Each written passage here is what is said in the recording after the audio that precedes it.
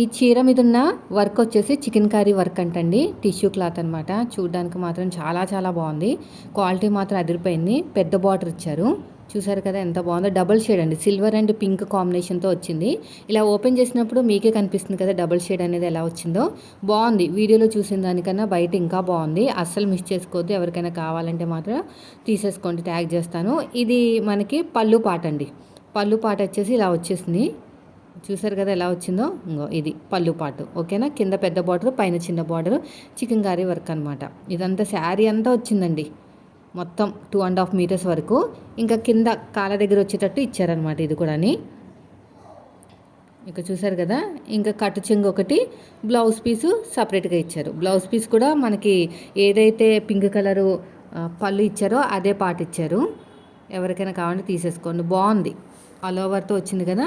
చాలా బాగుంది work finishing అంతా కూడా. లేట్ చేయకుండా తీసేసుకోండి.